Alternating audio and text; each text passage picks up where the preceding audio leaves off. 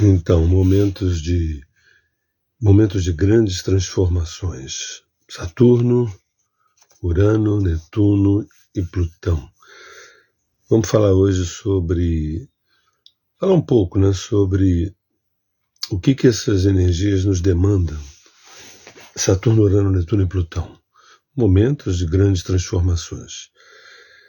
Meu nome é Sérgio Seixas, do Grupo Terra de Rudá e do aplicativo 639, de relacionamentos potentes através das sinastrias astrológicas. Quem quiser conhecer, entrar no Instagram 639. Antes de começar, quero falar de duas coisas rapidamente. Quinta-feira, dia 24 de julho, eu vou estar no Manus dando um show chamado Amores Gozados, tá? Participação especial de Lígia Franklin, Juliana Franklin, Rodrigo Pires.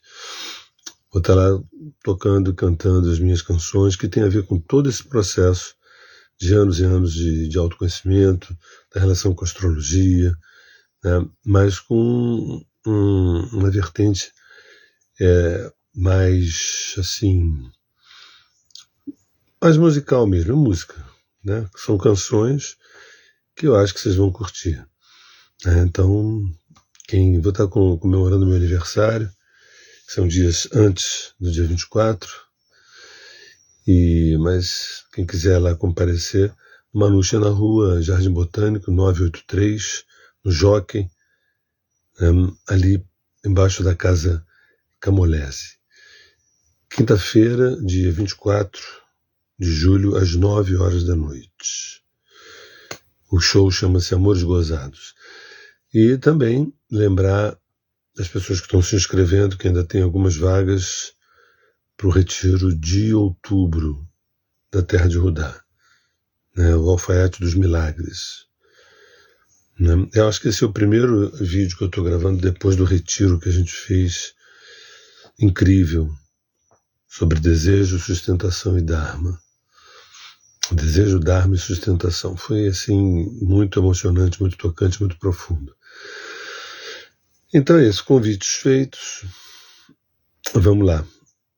Eu queria falar de uma maneira diferenciada, porque normalmente as pessoas pegam alguns clichês de Saturno, de Urano, de Netuno, de Plutão e ficam repetindo como se eles fossem algozes, né? Como se eles fossem algozes da nossa vida, né? E quando na verdade são pulsões psíquicas, são planetas que estão lá no céu, mas também estão dentro da nossa psique, nos demandando atitudes, posturas, comportamentos, e sobre isso que eu queria colocar. E eles falam de grandes mudanças, grandes transformações. Primeiro, lembrar que em trânsitos, né, quando Plutão no céu quadra com o próprio Plutão, né, ou corta o ascendente, ou faz uma quadratura com a Lua, com o Sol, ou com o regente do ascendente, ou o regente da Lua, ou o regente do Sol, do meio do céu, ou Plutão corta uma casa angular, casa 1, 4, 7 e 10, né? E o mesmo se dá para Netuno, as quadraturas de Netuno, algumas conjunções, né? E pegando esses pontos fortes, via de regra, Sol, Lua, ascendente, casas angulares, né? Regentes de casas significativas também, regente do ascendente, ou do meio do céu, do Sol, da Lua. Então, ângulos difíceis, como quadraturas, e dependendo, pode ser também a conjunção, dependendo do planeta, e esses ângulos difíceis, eles têm um objetivo de provocar alguma mudança de panorama dentro da nossa realidade psíquica, né?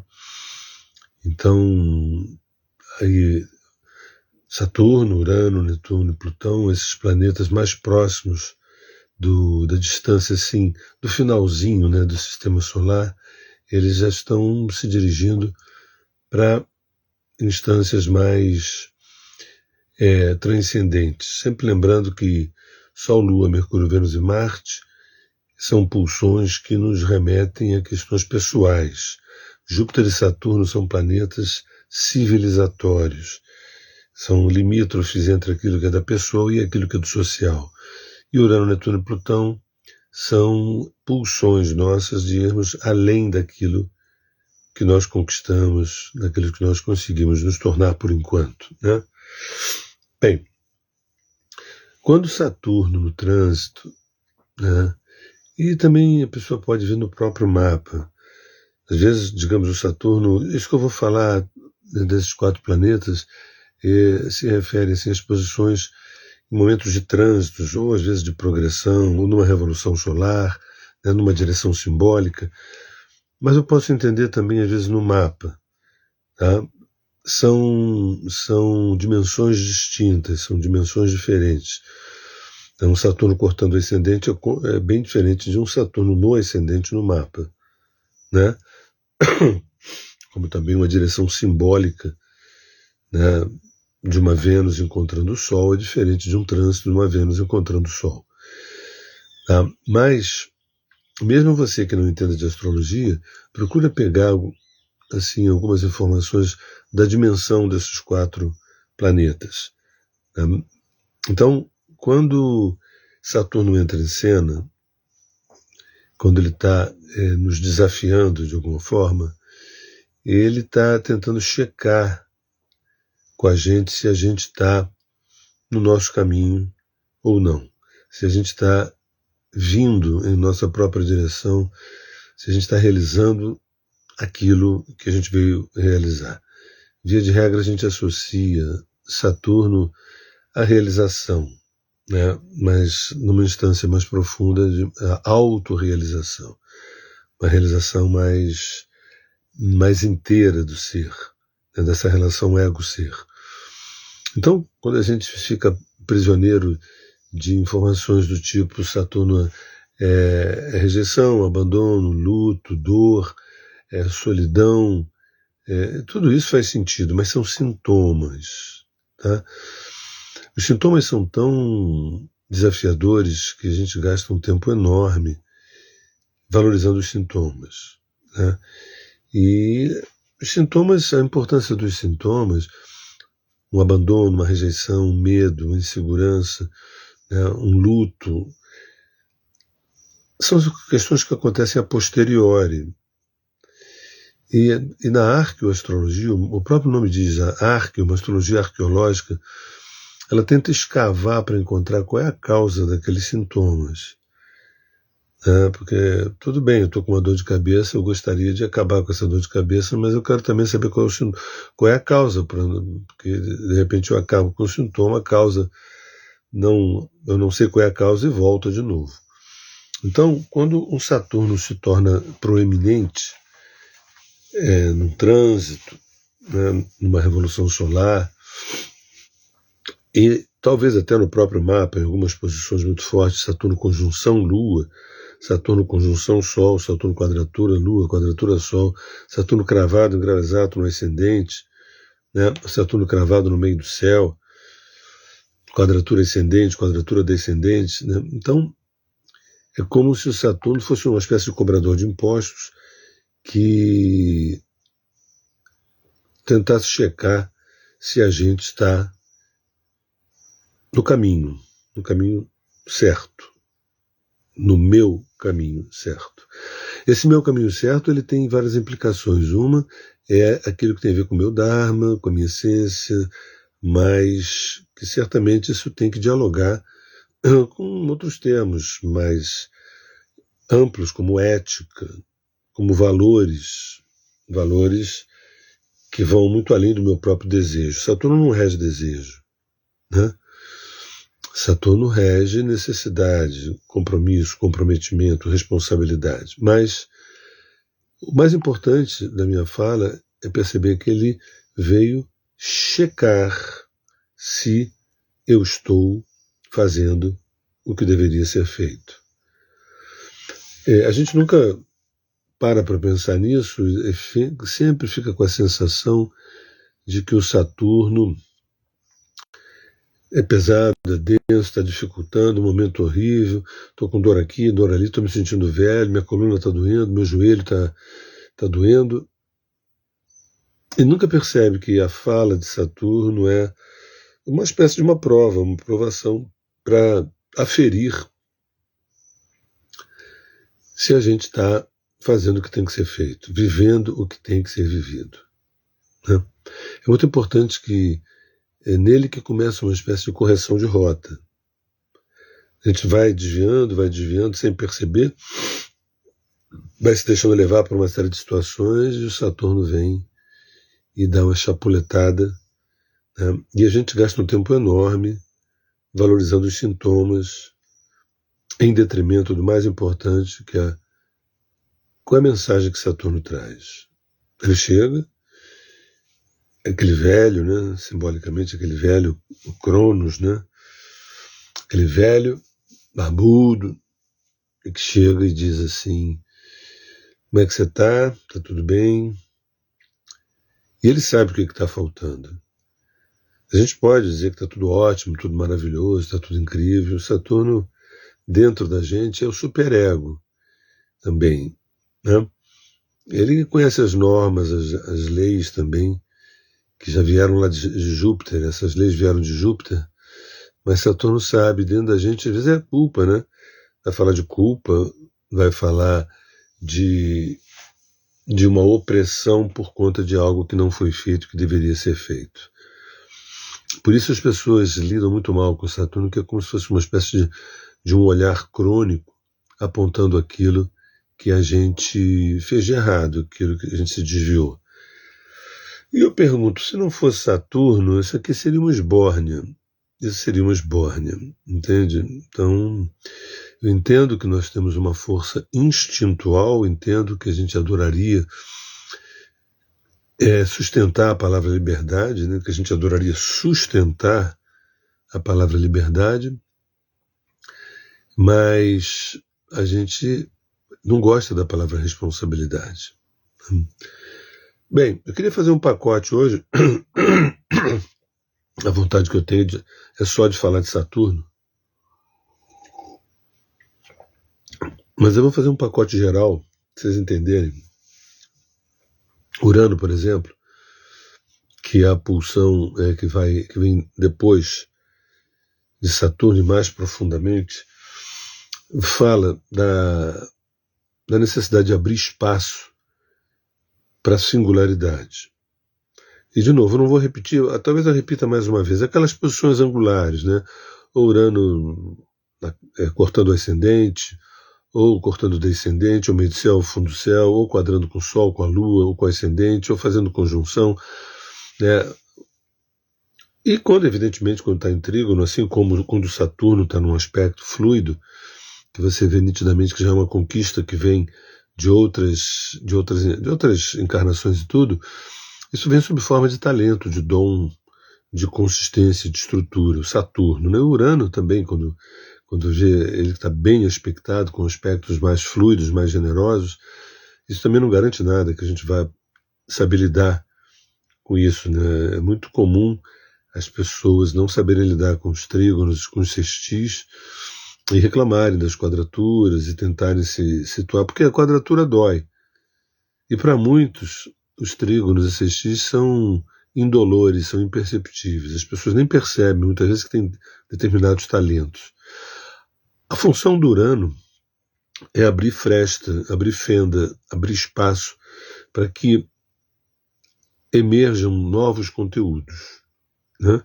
Conteúdos que estavam em stand-by dentro da psique, tanto humana quanto da psique coletiva. E esses conteúdos têm como uma função dupla. Uma é da gente reajustar a nossa relação com a palavra singularidade,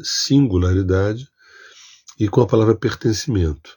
A saga, né, digamos que o Dharma de Urano, né, a saga de Urano, o bom combate de Urano seria abrir frestas, por isso que ele tem a ver com rupturas, cortes, separações, aberturas, rasgos, para que novos conteúdos emerjam e esses conteúdos tragam novos desafios na direção da gente ir consolidando, que é Saturno, a nossa relação com a singularidade, com a individualidade e, ao mesmo tempo, com a experiência de pertencimento que ela se anuncia em Urano e ela tenta se consolidar em Netuno, essa experiência de pertencimento. Toda a estrutura da arqueoastrologia é na tentativa de explicar que tem um sistema chamado sistema solar, que é um sistema psíquico, que, assim como tem no zodíaco, os 12 arquétipos do processo de individuação, né, os 12 trabalhos do humano em se tornar humano, e por conta de se tornar humano, se tornar divino, né? Quando a gente estuda astrologia de uma maneira um pouco mais arqueológica, né, do ponto de vista da escavação da alma, né, a gente não está aqui escavando a terra, o solo, nós estamos escavando essa relação com a alma, né, lugar onde a gente tem todas as informações necessárias a respeito do nosso caminho, da nossa potência, da nossa felicidade e tudo. Então, Urano, assim como Saturno, ele acaba compactando. Muita gente reclama da coisa da falta de foco, de disciplina, de estrutura. Pois é, Saturno, ele traz dentro da gente uma qualidade de compactar o olhar, de focalizar, de disciplinar. Urano já não tem essa função, tem uma função mais rebelde, de rasgar, cortar, fazer barulho, abrir, né, para que novos conteúdos emerjam, novos olhares, novas paisagens. O que está em pauta aqui não é a palavra novidade. O que está em pauta aqui é que outros conteúdos psíquicos apareçam, porque muitas vezes a gente fica refém de desafios redundantes na existência. Tem que trabalhar, ganhar dinheiro, pagar as contas, sustentar a família, educar os filhos, de vez em quando ter algum prazer, uma viagem aqui e ali, estudar e tudo mais, e pensa que a vida é isso. E ponto. Lembrando que a vida é isso e muito mais, e lembrando também que isso que eu acabei de falar tem muitas oitavas. Né? Trabalhar para ganhar dinheiro e pagar boleto, falando assim, parece uma coisa, mas dependendo do olhar, você poder trabalhar, ganhar dinheiro e pagar, né, os compromissos que você assumiu, é de altíssima grandeza. De altíssima grandeza. Assim como sustentar uma casa, ou como consertar o motor de um carro, tudo isso, no universo horizontal do dia a dia, são coisas prosaicas. Mas quando a gente percebe que tudo que nos acontece são representações de uma busca de inteireza, você cuidar do carro, você cuidar da casa, você se cuidar da pessoa que está contigo, cuidar, que eu vou dizer, ter uma afetividade produtiva, uma afetividade que gere consciência. Porque a afetividade, como tudo na vida, tem a função de gerar consciência, ampliar consciência. E não somente a afetividade no sentido de aplacar o meu medo de solidão, né? Não, o meu desejo de companhia, porque a minha companhia comigo mesmo é muito ruim, então eu quero ter alguém aqui. Não, o afeto, a afetividade deveria, né, ter um ganho de consciência, uma expansão de consciência. E essa palavra consciência é uma palavra do território de Urano, dentro da psique humana. Então, quando a gente tem aspectos tantos em trânsitos na Revolução Solar, né, e no próprio mapa, né, estressando, gerando uma ansiedade, é porque tem um conteúdo que está pedindo passagem, tem um conteúdo psíquico, tem uma matéria, tem, vamos dizer assim, substratos subjetivos pedindo passagem para que a gente possa acabar galgando outras oitavas, porque é que nem numa faculdade, né? Que nem numa escola, você tem o nível número 2, tem um nível de provas, o nível 3 tem outro nível, o nível 4 e por aí vai. Né? Quando a gente aprende um idioma, é a mesma coisa. E a vida é a mesma coisa. A gente, quando fala de ascensão, a gente está falando de se deparar com diversas provas que faz com que a gente vá sutilizando, cada vez mais sutil, cada vez mais no sentido de uma transcendência, que essa é a função de Urano, é trazer novas realidades, novas paisagens, para ver, e agora, como é que você lida com isso? Aí, de repente, você domina aquilo. Aí Urano faz questão de trazer uma outra coisa, uma outra novidade. Isso, por exemplo, Urano que rege, inclusive, separação, cortes, rupturas, né? E quando acontece uma demissão, para muita gente fica péssimo por conta de perder aquela estabilidade, mas, via de regra, quando a pessoa entende o processo, compreende o processo, acontece uma reviravolta incrível na vida da pessoa. Muitas vezes uma demissão mostra a falta de coragem da pessoa, ela mesma ter pedido a demissão. Ela esperou ser demitida para ganhar alguns benefícios por lei, mas na verdade é muito difícil, né, poder pedir. Mas quando veio a demissão e a pessoa soube lidar com ela, é uma nova vida, um novo ciclo. Assim como uma separação de uma relação afetiva que estava ali redundando, estagnada, né? Um delito existencial é quando a gente está numa esteira, como se a gente andasse numa esteira, né, como um hamster, por exemplo, naquela rodinha. Isso é um delito existencial quando se diz time que está ganhando não se muda, né? A questão não é mudar o time que está ganhando, a questão é continuar com o time e perceber novas demandas naquele time, ainda que ele continue ganhando ou ele continue perdendo, e aí é mais fácil quando ele está perdendo, a gente perceber, tem que mudar algumas coisas. Então a função do Urano, mesmo que a gente esteja distraído, mesmo que a gente esteja não querendo fazer nada, ele vai trazer um estresse, né?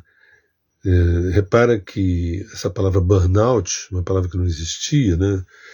Burnout dá um certo blackout, a incidência de Alzheimer, de Parkinson, de síndromes do pânico, de ansiedade, de processos depressivos, depressões Yang. Nós temos hoje depressões Yang. Normalmente as depressões eram muito Yin. Hoje elas são depressões de um mundo Yang, de um mundo masculino, de um mundo de excesso de fazeção de coisas, que é uma entupição. Então a função do Urano é abrir espaço. Você abre espaço na agenda, você abre espaço no coração, abre espaço Uma terceira instância é Netuno, né? E naqueles pontos que eu falei em relação, né, às dominantes do mapa, em relação ao Sol, Lua, ascendentes, né, casas angulares, aspectos difíceis, aspectos fáceis. Os aspectos fáceis de Netuno é a gente ter uma experiência de unidade, de pertencimento, de comunhão, né? De solidariedade, mas tem um outro termo mais forte do que esse, que é de empatia, uma relação de empatia, de poder se colocar plasticamente no lugar do outro e, quem sabe, sentir um pouquinho do que o outro está sentindo, né? Sair do próprio umbigo. Então, o Netuno, na psique humana, na psique coletiva, o Netuno fala da necessidade da gente dar um passo muito importante e muito difícil, que é a gente ir perdendo essa noção de eu, sabe? Eu sempre cito o exemplo da gota que retorna ao oceano, do rio que deságua no oceano. A função do Netuno é facilitar as coisas para que o rio deságue no oceano, né? É uma experiência de unidade, uma experiência de pertencimento. E aqui eu queria abrir um parênteses muito, muito importante, que é o seguinte. Eu atendo muitas pessoas, né, na astrologia, desde 81, comecei a estudar e vim até hoje, nunca parei. E eu observo, eu vou fazer um reducionismo agora, tá? Um reducionismo. Talvez existam dois tipos de pessoas. Uma pessoa que não sabe qual é o final do filme e uma pessoa que sabe o final do filme. Poucas pessoas sabem o final do filme e a grande maioria não sabe. Né? Se eu paro aí fica confuso, né? Mas eu vou explicar. As pessoas que... qual é o final do filme? Vamos direto ao assunto. Qual é o final do filme? O final do filme é a unidade. O início do filme é a unidade. O final do filme é a unidade. Existe um meio do caminho entre o início e o fim, que é tudo isso que a gente vive. Dentro da gente, a gente vive a dualidade, vivemos um transe de separatividade, a gente acredita que nós somos separados dos outros, né? E quem sabe justifica um ódio aqui, uma raiva acolá. Mas o início do filme é unidade, o final do filme é unidade. É a serpente mordendo o próprio rabo, Ouroboros. Quando a gente sabe disso, quando a gente conhece o final do filme, que não importa quem somos, aonde estejamos, mas a gente vai precisar ter uma experiência de unidade, né? E não tem nada a ver com a morte física. Isso tem a ver com o fato de a gente ter expandido tanto a nossa consciência que a gente, apesar de ser João, apesar de ser Maria, a gente, numa segunda-feira ou numa quinta-feira, a gente está em estado de unidade. Estado de unidade, estado de profundo amor, de presença, de paz, né?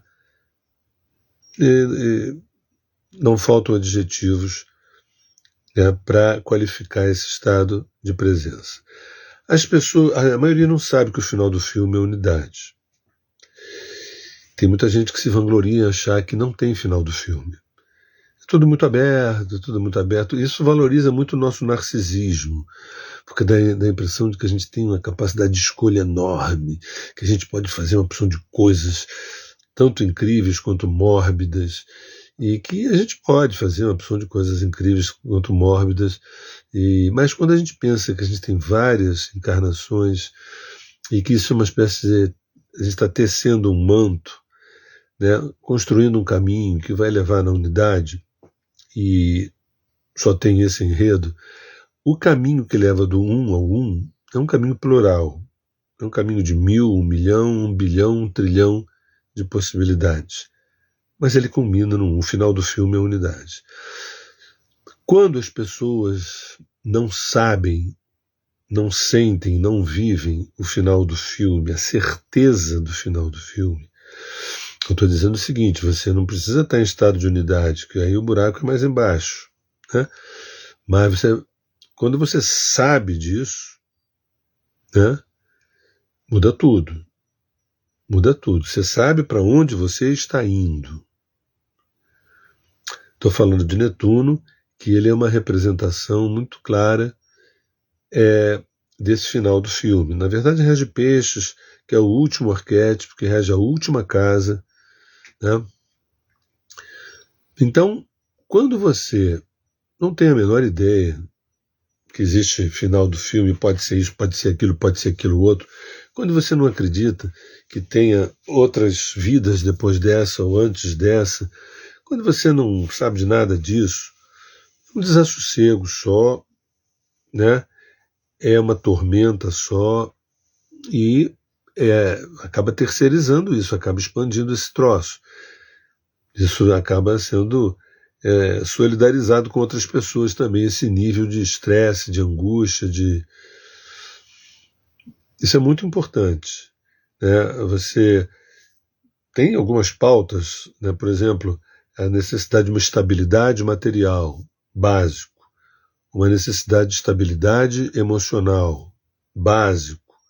Posto isso, tem-se alguma estabilidade material, tem-se alguma estabilidade emocional, podemos pensar agora qual é o Dharma, qual é o meu caminho, sabendo que o final dele é o mesmo que o meu, o mesmo que o dele, o mesmo que o teu, que é a experiência de singularidade e de unidade. Singularidade trazida pelas provas de Urano e pertencimento, né, trazido pela experiência de Netuno.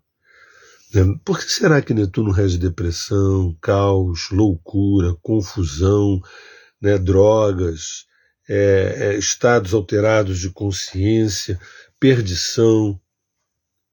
Porque a pessoa que nada bem na piscina com asinha, nada com asinha, não é?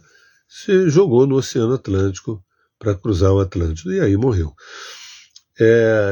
Muitas vezes chama-se isso de loucura, quando a gente é dragado pelo oceano. Há uma diferença de você se tornar oceano. Outra é de você ser afogado pelo oceano.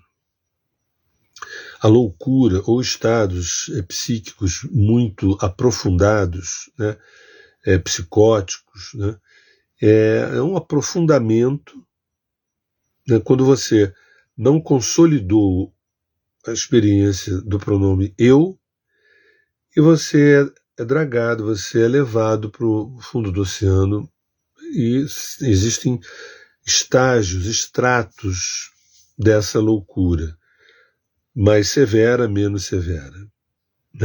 E o mesmo planeta que vai falar de loucura, depressão, alcoolismo, drogas, tráficos, mundo underground, é o mesmo planeta que vai reger a iluminação de um grande mestre, de um grande avatar. Quando o pessoal, dentro da mitologia cristã, desde a simbologia da mitologia cristã, a construção de Cristo é a construção da Era de Peixes, essa Era de Peixes que seria uma experiência derradeira. A gente basicamente fez besteira na Era de Peixes. Nós estamos terminando a Era de Peixes, entrando na Era de Aquário, e o que sobrou para a gente foi a fé, entendeu? E não a experiência de unidade. O que sobrou para a gente foi a crença, acreditar. Quando não era para acreditar, era para viver, experienciar a unidade. Essa é a pulsão de Netuno, é isso que ele nos demanda. A gente é propositadamente mal encaminhado, mal educado, mal orientado. Entendeu? Por isso tanto desvios nessa Era de Peixes, tanta alucinação, tanta loucura, quando na verdade 2160 anos de uma pedagogia da individuação. A gente no 639 a gente tem a pedagogia dos afetos, seria a pedagogia da individuação, a pedagogia de viver a inteireza, a totalidade. O que seria agora essa Era de Aquário que está batendo na porta, tendo a gente feito o dever de casa, Então, quando Netuno se engraça no trânsito, na Revolução Solar, ou no próprio mapa, em pontos dominantes da carta natal, para a gente aprofundar nossa relação de unidade, de pertencimento. Esse é o final do filme. Então isso era muito importante que eu estava falando. Quando a pessoa não sabe, ela pode não viver, que é mais difícil viver, mas ela não sabe o final do filme, é uma vida em ansiedade. Uma vez eu me lembro que o Jung ele falou que a grande maioria das pessoas que ele dava alta no consultório, a grande maioria, tinha alguma relação com a sua religião, a sua crença. E eu sei da importância da fé, eu sei da importância da crença, eu sei da importância da religião. São experiências importantes, mas não são experiências derradeiras. Não são experiências derradeiras. A gente não precisa de crença, não precisa de fé, não precisa de religião, não precisa de nada disso. A priori é possível. Nenhum problema. A posteriori, todo problema. É que nem a gente ficasse com 40, 50 anos mamando no peito da mãe. Isso é religião. Quando a gente está bebê, 1 ano e bebê, tudo bem, é isso mesmo. Mas depois que cresce, não. Eu sou a mãe, eu sou o peito, eu sou o leite, eu sou a criança, eu sou... Aliás, você também. Essa é a função de Netuno. Por que será que Netuno rege peixes e peixes, a oposição de peixes é virgem, que veio tentar fazer um discernimento disso tudo. Né? É o artífice, é o artesão, é o joalheiro que veio tentar fazer um discernimento de tudo isso. Por que será que as doenças psíquicas, uma grande maioria das pessoas tem um peso muito forte no eixo Virgem-Peixes? Por que será, né? Há anos atrás eu frequentei de uma maneira um pouco esparsa um lugar onde cuidava de esquizofrênicos e eu percebi que ali havia uma dominância de Virgem-Peixes. Isso só no signo solar, eu nem fiz um mapa das pessoas, só no signo solar de Virgem-Peixes. Porque, seguinte, olha, vou me iluminar nada, eu vou me perder, eu vou enlouquecer, eu vou encher a cara, entendeu? Pois é, quando a gente chega em Peixes e que a gente não viveu esses 11 arquétipos anteriores de uma forma profunda, honesta, quando chega em Peixes, vamos torcer aí para não dar ruim o negócio. E aí Plutão, quando Plutão aparece na área, é uma função de purgação, de queimação, de alquimização, né, das nossas identificações. O exemplo mais concreto do Plutão é a morte física, né? Porque, sabe, assim, o Roberto existia, agora não existe mais. O que a gente faz? A gente dá as roupas, a gente faz o quê?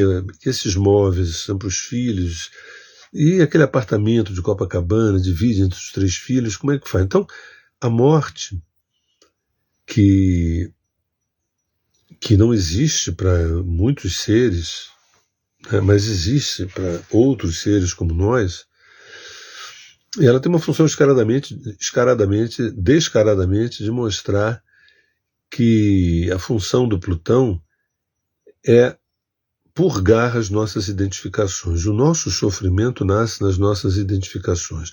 A gente pode ter uma identidade que ela, com o passar do tempo, ela é móvel, ela vai se transformando.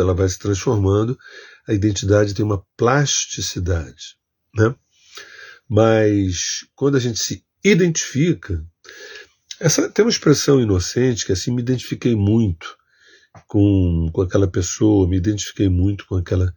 Ok, é uma frase, tudo bem, é uma frase que a gente usa corriqueiramente, me identifiquei muito com aquela música, com aquele livro, né? Estou identificado com fulano, é muito perigoso. Isso chega num ponto que quando eu estou identificado com o meu corpo, isso é perigosíssimo. No início nada é perigoso, tudo é o que é, e vamos em frente, vida que segue. Mas para que existe o Plutão dentro da psique humana? Ele rege as mortes, as purgações, os processos alquímicos. E qual é o foco dele? Você está identificado, você está grudado, você está oxidado, você está paralisado, você está estagnado nessa posição? Deixa eu entrar aí. Não existe uma única coisa em todos os universos que esteja parada, imóvel, né? Nós estamos dançando. Essa é uma dança, nós temos uma coreografia. A psique tem uma coreografia. Uma das minhas pautas seria que as escolas, em determinados níveis, pudessem ensinar como funciona a dinâmica psíquica. Uma coisa que me faz muito feliz é falar o que eu falei ainda há pouco sobre quem sabe o final do filme ter uma vida mais serena e mais consciente de quem não sabe. Né? Não é quem vive, porque quem vive é mais difícil. Quem vive o final do filme não é para qualquer um, não. É para todo mundo, não é para qualquer um, não. É para todo mundo, mas cada um no seu estágio, né, é diferenciado. Não é assim tão simplesinho. Mas saber o final do filme é o seguinte: tem uma lógica. Inclusive, às vezes a ciência até ela tangencia essa lógica quando ela diz assim, olha, viemos do Big Bang e é possível que um dia tudo volte a se contrair novamente. Isso é uma das teorias. Né? E eu não falo nada de Big Bang aqui, entendeu? A minha questão não é o Big Bang, mas é a fonte primordial como uma unidade, a fractalização dela, a abertura dela, e um dia o retorno a essa unidade, depois ela abre de novo, quando um ventre, que na respiração ele se dilata e volta, se dilata e volta. Né? Como tem a juventude, vem a velhice e morre, depois vem a juventude, vem a velhice e morre, depois vem a juventude. Ou seja, tem uma dança que é cíclica, que ela é uma espiral vertical. Quando a gente sabe disso, e de preferência não intelectualmente, de uma maneira mais orgânica, você começa a ter um estado mais pacífico, mais tranquilo, mais sereno, e abre mais para a tua consciência ser expandida. Quando você percebe que não tem nada disso, que o final do filme não tem final do filme, pode ser qualquer coisa, pode ser qualquer nota, pode ser ir para qualquer lugar, de qualquer maneira, de qualquer forma, aí, gente, aí reza, porque é um cassino, entendeu? E não é isso. A fonte não é um cassino, né? Você repara, na visão da arqueoastrologia, só existe um único corpo em todos os universos, um único corpo, chamado Agora. Agora é um nome prosaico para um nome mais profundo, que é a fonte primordial. Que também tem outros nomes, a gente chama de unidade.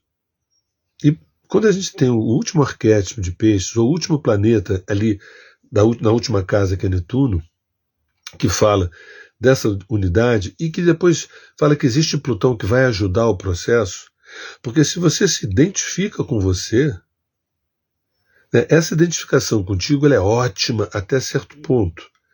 Depois dos 40 anos de idade, começa um processo. Por que será que a coisa foi feita de tal ordem que em torno dos 40 Plutão quadra com Plutão, Netuno quadra com Netuno e Urano se opõe a Urano?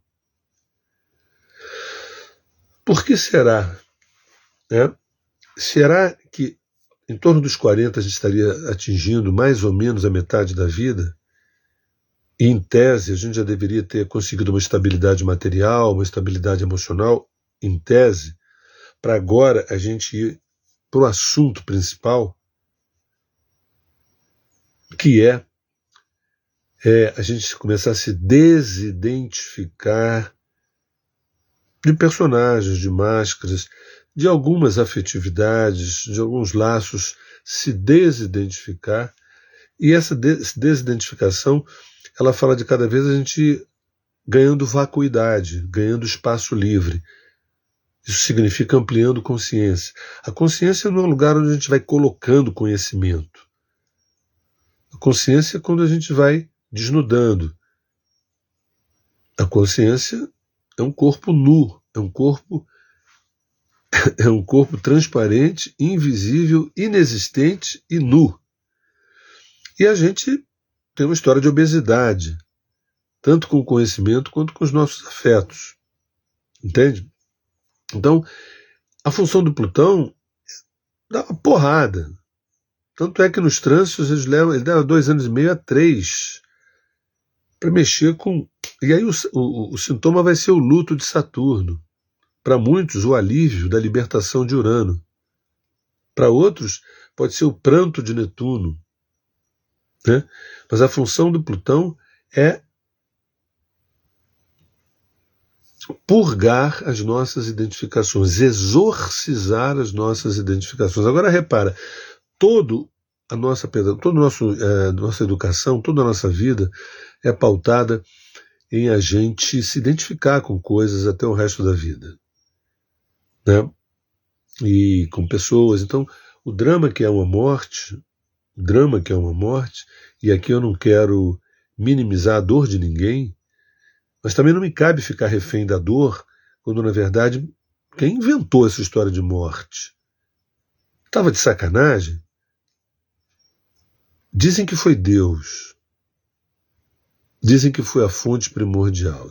Se então foi a fonte primordial, é porque a morte é uma coisa maravilhosa. Como tudo é maravilhoso. O que não é maravilhoso é não saber lidar com isso. E por que é maravilhoso? Olha, você estava há muito tempo, Sérgio, Você estava muito tempo Beatriz. Não dá para ser muito tempo Beatriz, ou muito tempo Sérgio, ou muito tempo João. Vamos agora dar uma resetada. Para que isso? Estava tudo tão bem. Minha avó, meu pai, minha mãe, meus filhos, todo mundo. Não, não é assim não. Então a função do Plutão é purgar e exorcizar as nossas identificações para que abra espaço. É nessa vacuidade que a gente começa a viver essa experiência de profunda unidade. Esse é o final do filme. Que a gente não veio só saber disso, a gente veio experienciar. E nós estamos já em muitas encarnações sem essa pedagogia, sem esse ensino, sem essa orientação, sem essa instrução. E aí é um jogo lotérico. Bem, é um assunto apaixonante, é um assunto que me apaixona, porque a gente vai no ponto, sabe? A gente vai no ponto. É um pouco chato a gente ter uma vida apenas horizontal, sem viver as benesses de uma espiral vertical, sem viver as benesses do amor da fonte primordial, pelo menos 25 horas por dia, 8 dias na semana. É sacanagem isso. Não é só ignorância. É sacanagem. A pedagogia do desvio, a pedagogia da separação, a pedagogia da dualidade, a pedagogia do nós contra eles. Pois é. Então é isso. Meu nome, quero mais, preciso de mais. A gente vai conversando, a gente vai conversando. Então é isso. Relembrando aqui, na quinta-feira, dia 24 de julho, quem quiser dar o ar da graça, eu vou ficar muito feliz. Vai ser a comemoração do meu aniversário, que é no dia 21. Né? E às 9 da noite, no Manus, ali na rua Jardim Botânico 983, no Jockey, né? Ali na Casa Camolese, eu vou dar um show. Para quem não sabe, eu sou formado em música, em composição. Tive a banda Jardim das Crises, depois tive a banda Soberba, isso na década de 80, parei, voltei ano passado a convite da Alê Debs, uma querida amiga que me convidou para participar, foi para mim uma cura maravilhosa, e ela me convidou novamente, eu aceitei e aceitarei sempre, porque a arte, a música é uma outra expressão de tudo isso que foi dito. Quem for no show vai ver que tudo isso que eu coloquei aqui, eu tento colocar não de uma maneira explícita, mas de uma maneira implícita, com toda uma literatura no meio, esses assuntos que a gente conversa aqui. Quem quiser... final de Câncer, exatamente. Dia 21, final de Câncer. Quem quiser dar o ar da graça lá para me dar um abraço por tudo isso, tudo que a gente vive juntos, vai ser muito legal. 24 de julho, quinta-feira, às 9 horas, no Manus. E ainda tem inscrições abertas para nosso retiro em outubro, né, na terra de Rudá. Tá bom? Um beijo no coração, a gente continua conversando. Parabéns, não moro no Rio, obrigado. E até agora.